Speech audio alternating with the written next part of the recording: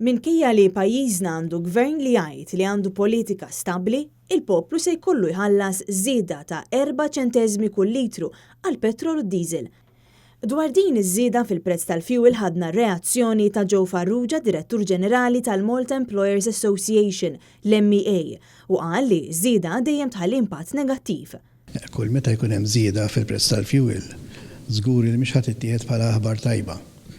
Issa f'dan il-każ laqqas kienet mistennija li ma kienx hemm xi elementi li qed ibassar il ħajola il-prezz tal-fuel mod immedjat.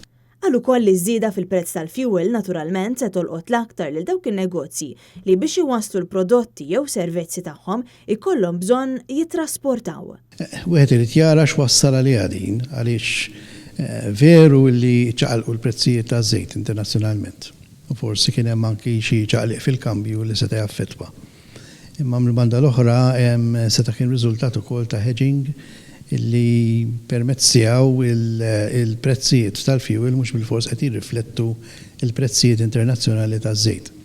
Iż-żieda ta' 4 ċenteżmi fil-prezz tal-fuel ġiet minkejja li l-prezz internazzjonali taż-żejt u anqas minn nofs ta' dak li kien 3 snin ilu. Jiġifieri, suppost il-poplu għandu jgawdi minn traħħis fil-prezz tal-fuel u mhux ikollu żieda kif fil-fatt ġara.